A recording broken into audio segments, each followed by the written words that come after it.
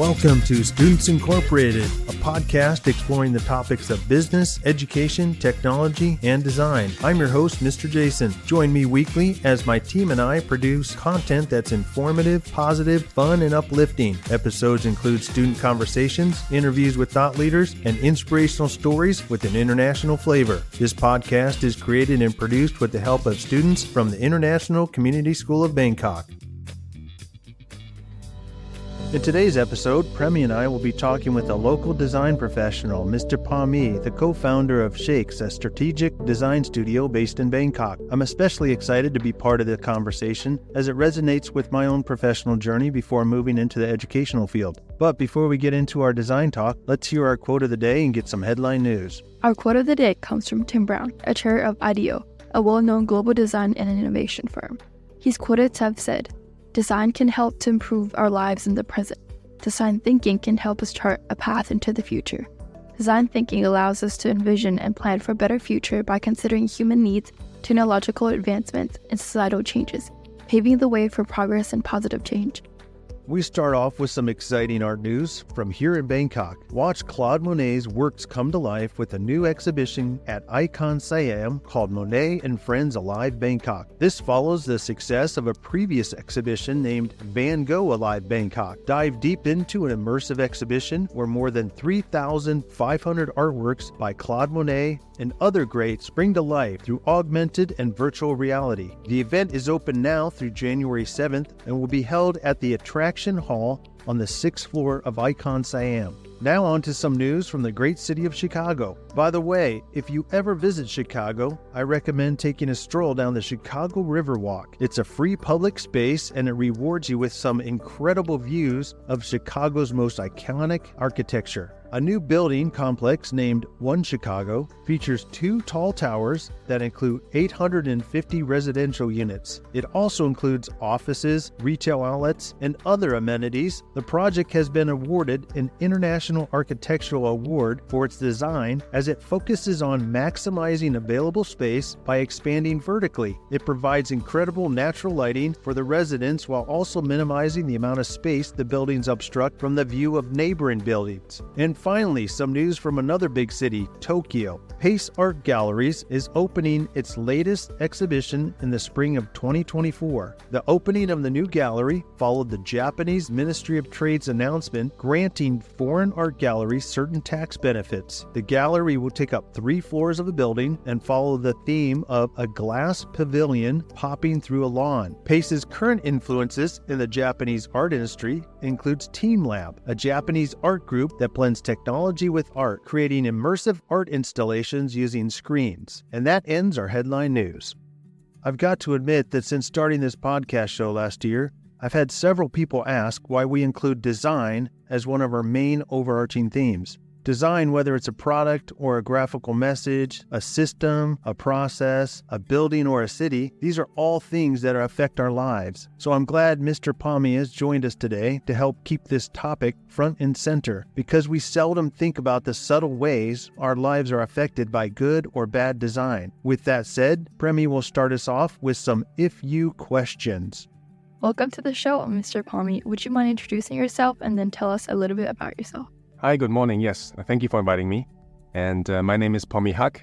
I'm a creative director and co-founder of Shakes Bangkok, a creative design agency in Bangkok.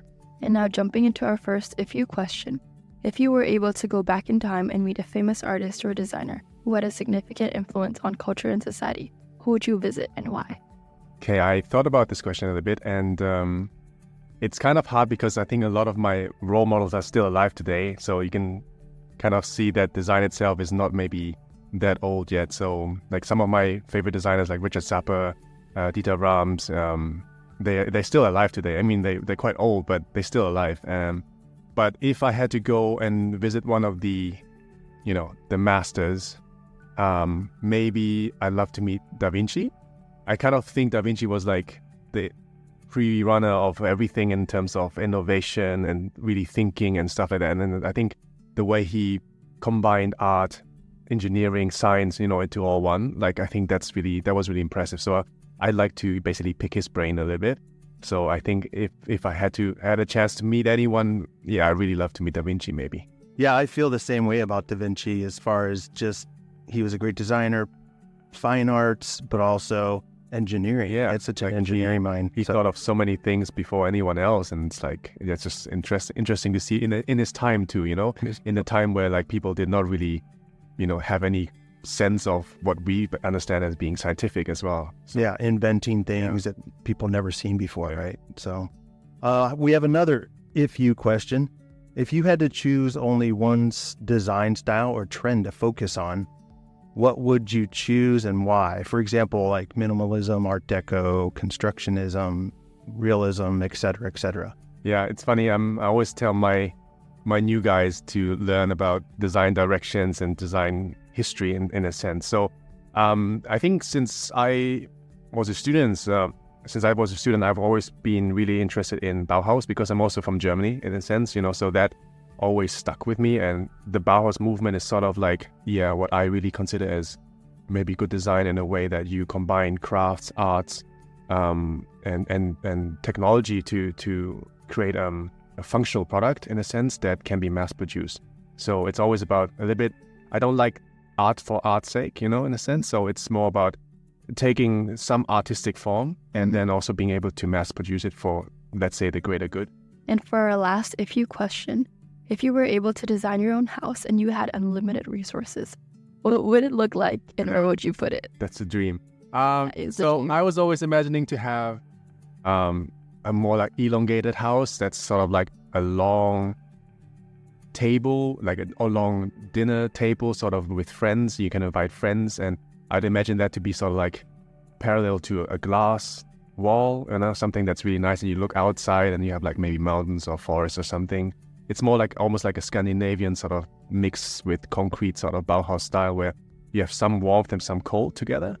And I always like dreamt of having a nice kitchen where I can cook. I love cooking. So Nice. I love entertaining and hosting for people. So I love to have a great kitchen and then this dining desk there, extended from the kitchen, and then the living quarters maybe on top. So I definitely, that would be sort of a dream house in some sense. I like that. That sounds nice.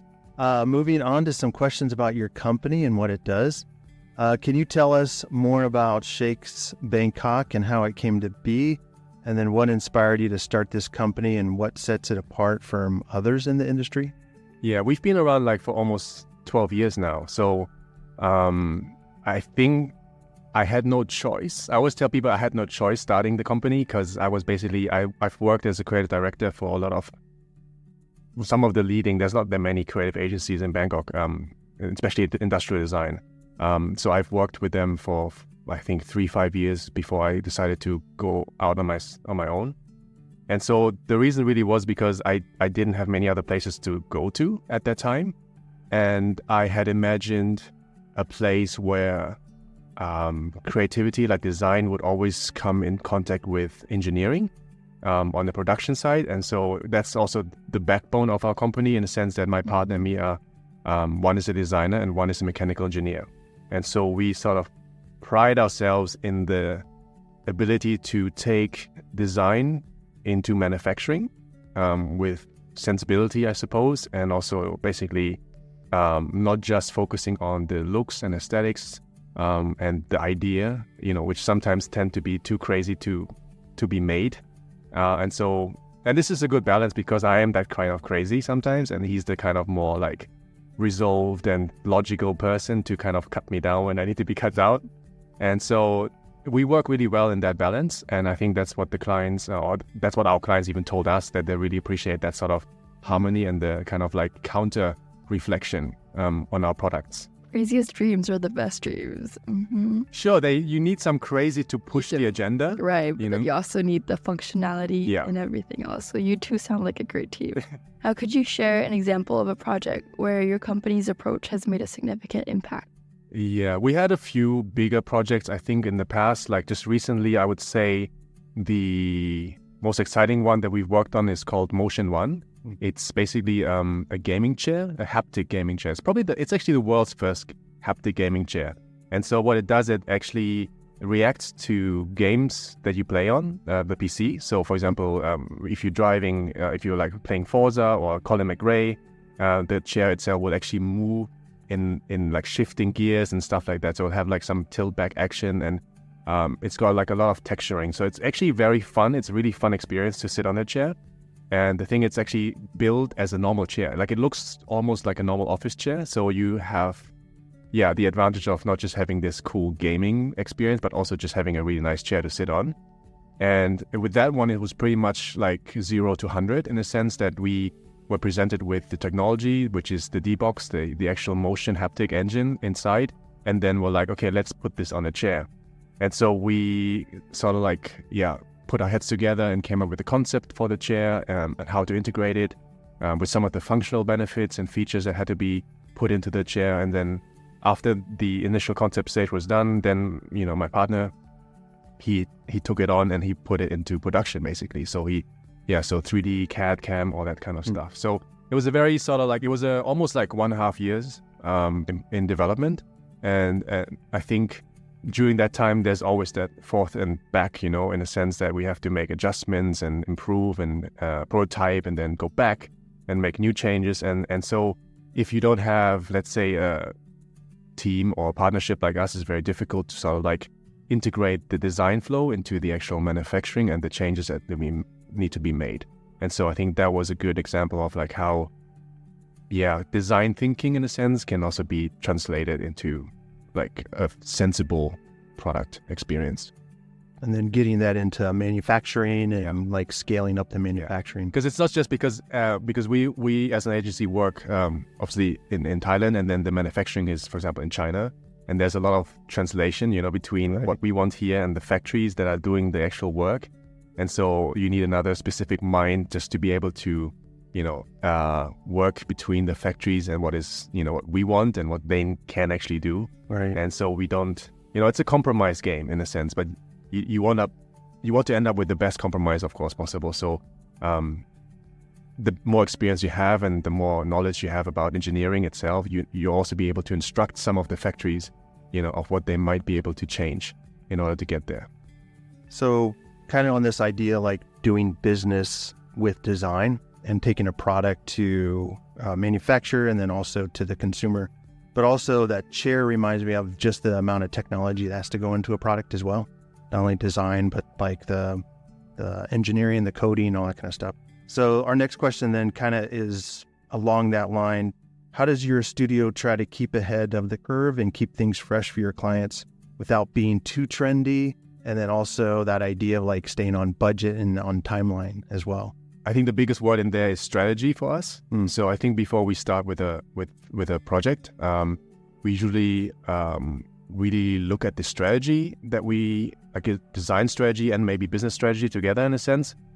So we always make a proposal first, I think, to the client. And that in that proposal, we actually look at trend reports. We look at, for example, there's a trend report called Jim Walter Thompson Future 100, which is really interesting and it's free. So I encourage everyone to kind of check that out every year. They do quite a good job on finding micro trends and things like that. So we look at that a little bit. We try to, sort of have an idea of what the future may hold and might change socially, culturally, and stuff like that. So that helps with being trendy, maybe, in a sense. And otherwise, it's pretty much strategy. So it's very much like, what is your business goal? What is the cost? When is the launch time, for example, stuff like that. And so we align all the expectations at first, just to be clear about what we need to deliver. And then we sort of look into the product value and the business, the proposition, the value propositions and stuff like that.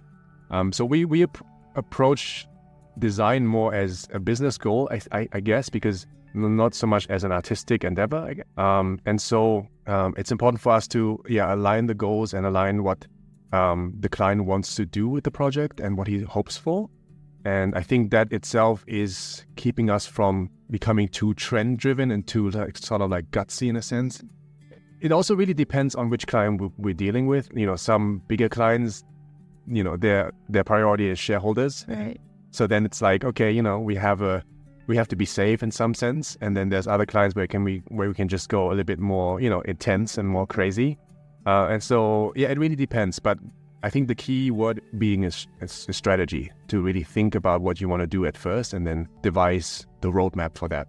And now branching out broader than just Bangkok, we know that Shakes is based in Bangkok, but you also serve international clients. So what are some unique opportunities or challenges you've encountered? The reason why we serve international clients mainly is because I'm probably more international in my thinking. And also there is more value and more opportunity internationally to really focus more on industrial design. And so in the past, we have had clients from Taiwan, Hong Kong, China for sure, and things like that. We haven't branched out to European brands or something like that.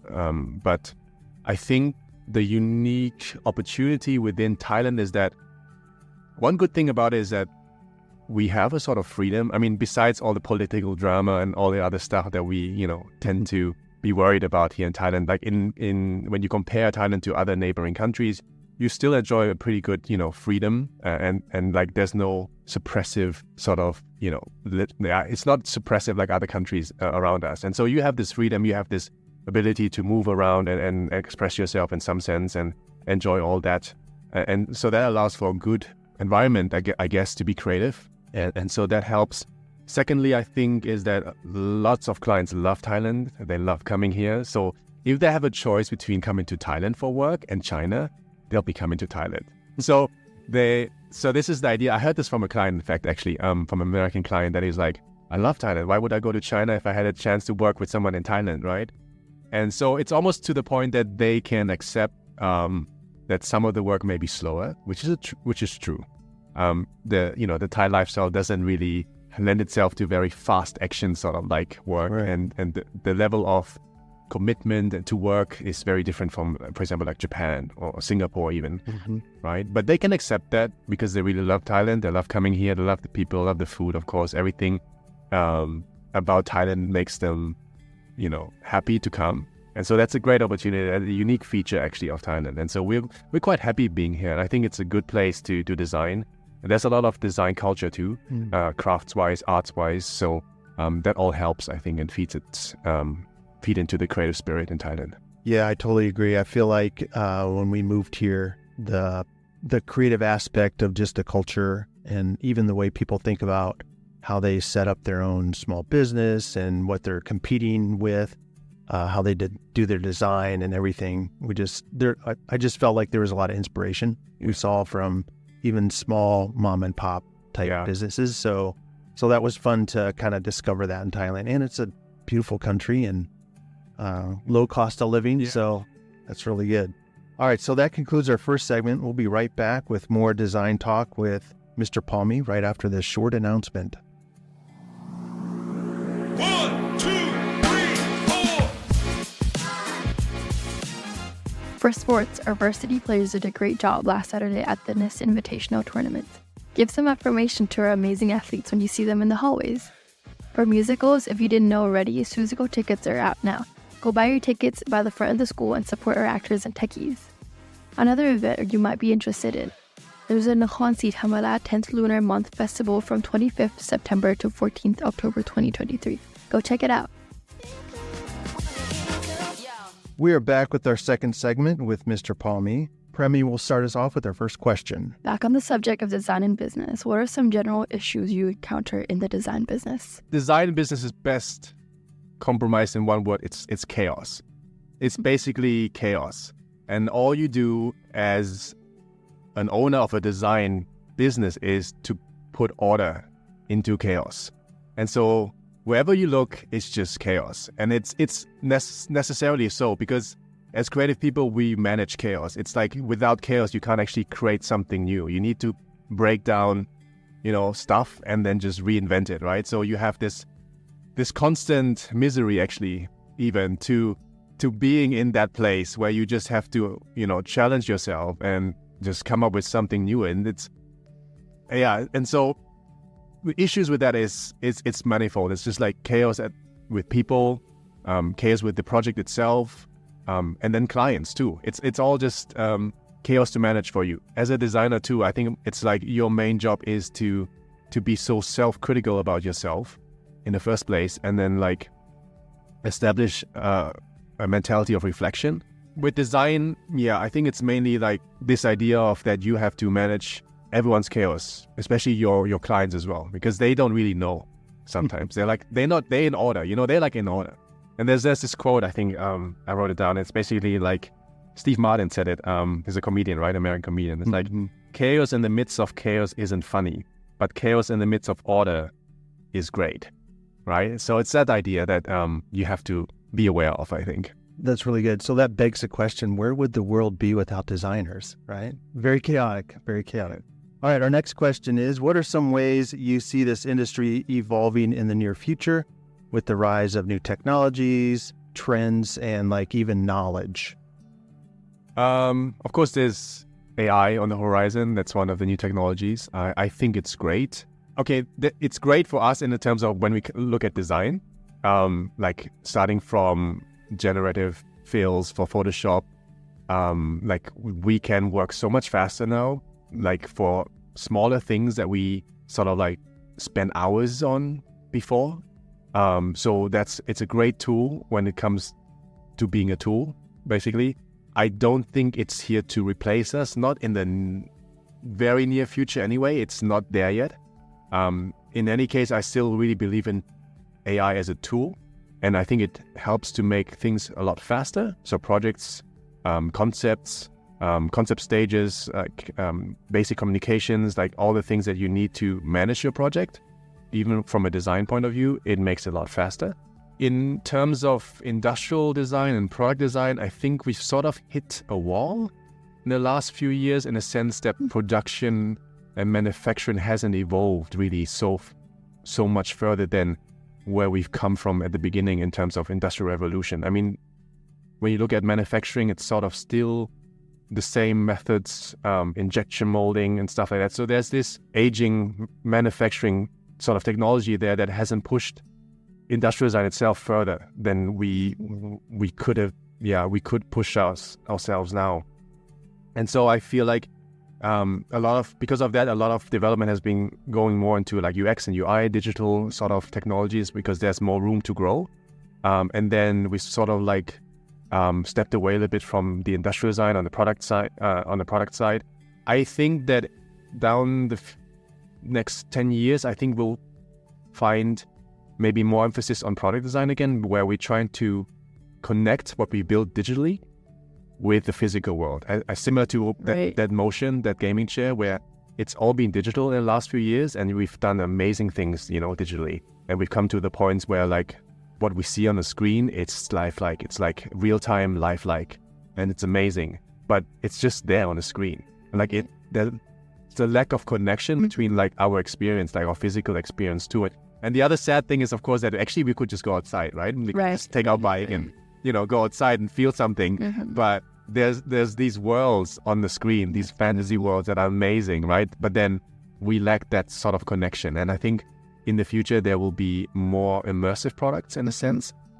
We see it also with Apple, like you're doing a lot of, the goggles and stuff like that, all tend to go towards this idea of immersion. And I think that's maybe a trend to probably watch out. I feel like it'd be really intriguing to see where we go with technology in like the next few years.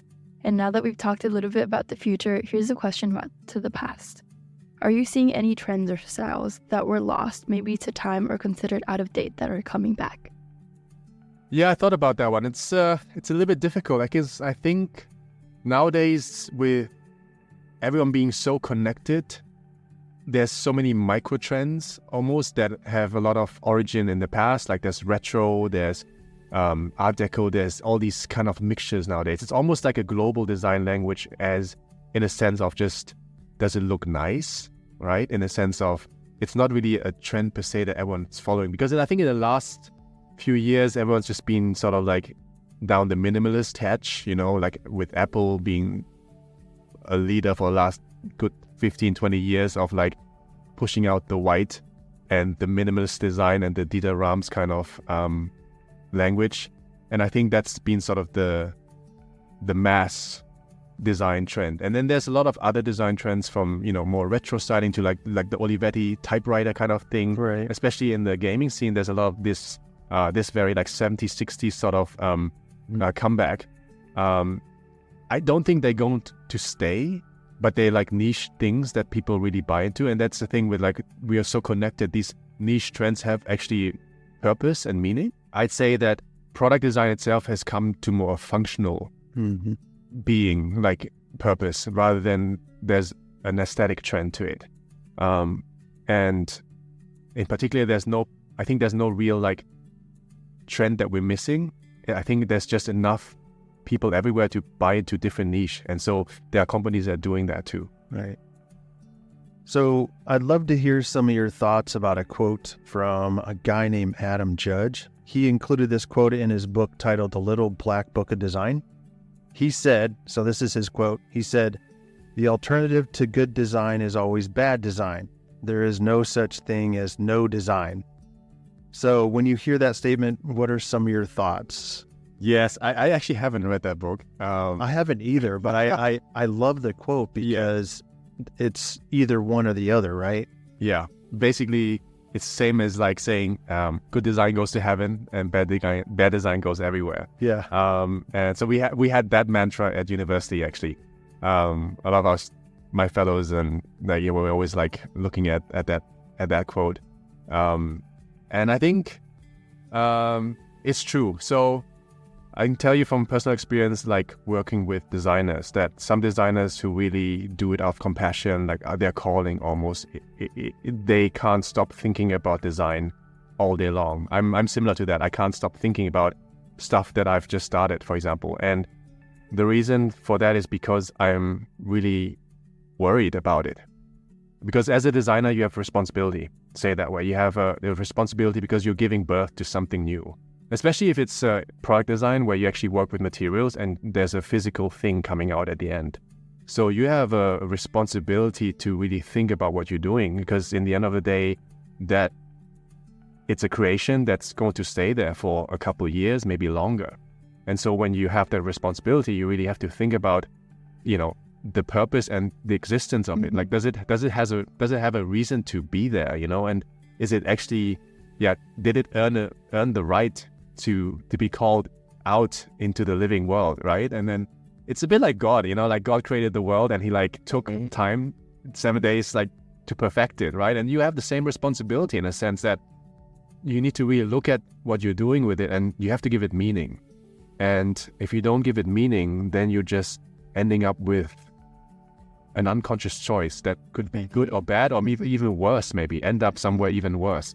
And so, and that's a matter of responsibility, and like not a lot of people have responsibility. That's the other worrying part, that some designers will just do it because they just discard it. It's like, okay, it's a paycheck, maybe. It's not something that you really do with meaningful purpose.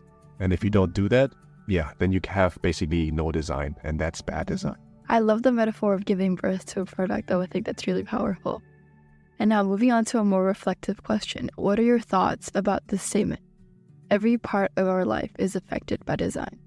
Yes, in some sense. The thing is that for a lot of people, for the general public, they never perceive it as such. And that's the thing. It's like, as a designer, I see the world in a very different way. It's almost like some people see things that no one else sees, right? In a sense. And I don't know if it's trained or if it's something that you're born with. For me, I think I've always have had the inclination to analyze what I touch and what I see. So when I see a product, I automatically go to like, oh, how was this made? Right. And why is it there? And like, why is it better? And stuff like that. And for most people, that's not really how they think about it. For most people, they just like it or they don't like it, or it fulfills a certain purpose, and they don't really understand why.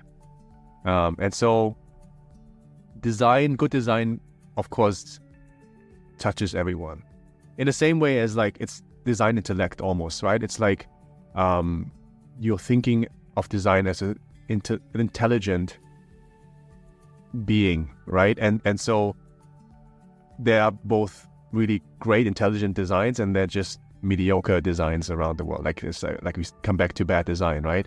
And unfortunately, I think most of the time bad design touches us more than good design.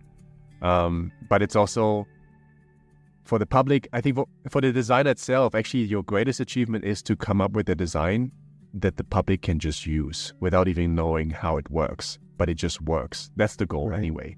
It's sort of like the idea of being there without being there. And I think that's the main goal of a design. If you can achieve that, then I think you're pretty much there. So this kind of leads us into our one of our last questions of this segment. Before we get to the top 10 list, which we would love for you to read, we typically ask for some advice from our guest on the subject that they're talking about. So what advice would you give the average person, maybe someone who doesn't consider themselves a designer or doesn't really think about it much? What advice would you give that person about design or design thinking and how, or just being aware of good or bad design and how it affects our lives or even the community? I was thinking about capstone actually. For example, like even like I've been judging capstone for like the last 3 years, I think. And so I see some really good project and some, projects that need a little bit more help. I think advice in that sense I would give that it's always good to self-reflect. Yeah. It's always good to look at the problem from a point of view where it's serving a meaningful purpose in a sense. So for example, like I have this metaphor, I read it somewhere. It's like this. So there was like a beggar on the street, and then there's a son and a mother, and the son is pointing at the beggar, and one mother says, "See, you have to work hard to not end up like this guy." And then there's another mother who says that, "See, you have to work hard to help this person." And I think, in a sense, that's also like the way you approach design, in a sense of like not just making it better for the sense of what you think it's better, but really like reflecting on how this would help another person and the meaning it would give to that person. So you have to give meaning to the design. And it starts with basically asking the right questions in the first place. So it takes imagination and creativity, that chaos thing, to break into that chaos and pull out the meaning behind of what you're trying to do. So I think that's the best kind of thing you can do, just to reflect, to look at yourself, be self-critical first of all, humble yourself in front of what you're doing, and really just trying to have some self-instinct, sure, to sort of like asking the right questions, but then really step back a little bit and really see what you're coming up with is going to, help someone and have a real purpose behind it. For the last part of, advice, I think another interesting way to look at project is to tell a story, to start really like, that's what we do too in projects and designs. We like tell stories because they last, they're going to be around for a while. They do. And so it makes up for, humanity's history. And I think when you approach a project with a story in mind of like where you came from and where you want to go, and that's also a really great way to look at starting something. That's really inspiring, and that's some great advice. Thank you so much. And now as we wrap up this last segment, we'd like to end on a more lighthearted note. Design deals with theory of color a lot. We've put together a top 10 list we'd love for you to read for us. It's called the Top 10 Colors Rejected by Pantone. In case our listeners are not familiar with what Pantone is, it's a company that created a color matching system which is used by design professionals around the world. It's very popular. So without further ado, Mr. Pommi, could you read out our list for us? Okay, so I started at the top, right? So 10.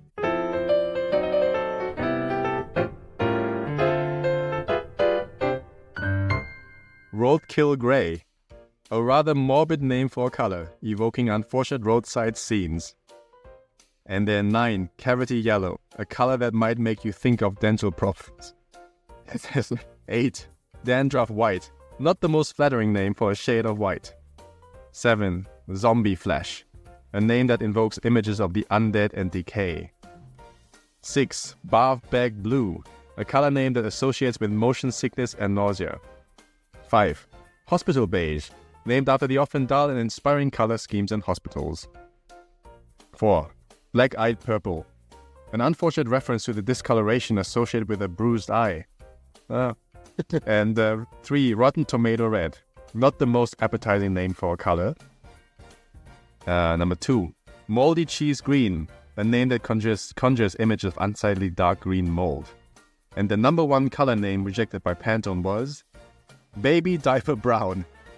A color name that might remind people of changing a baby's diaper. And there you have it. That is some super high quality comedy right there. Thank you, Mr. Pommi. Unfortunately, we have run out of time. Thanks again for joining our show. It's been fun hearing your story and learning a little bit about your company and what you do, and just some of the philosophy and thinking behind a lot of the design aspects of your career. So thank you for that. Go check out Shakes Bangkok or shakesbkk.com. Is that right? Yeah, Is that the URL? that's right. shakesbkk.com. shakesbkk.com, and look for that gaming chair soon, right? Yeah, it's not our website actually. I haven't had time to put it up, but it's on IG. You can just type in Cooler Master Motion 1. Okay. Yeah. There you go. All right. Thank you.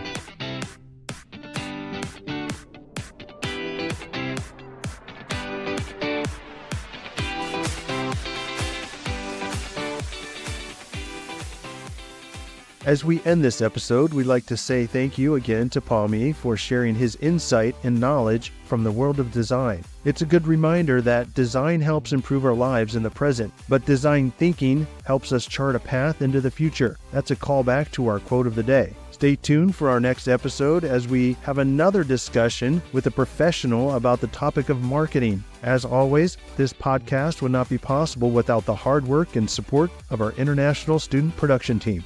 All music and sound effects are courtesy of Pixabay.com, a vibrant community of creatives sharing copyright-free images, videos, and music. And we are signing off until next time. We are Students Incorporated, because your voice matters.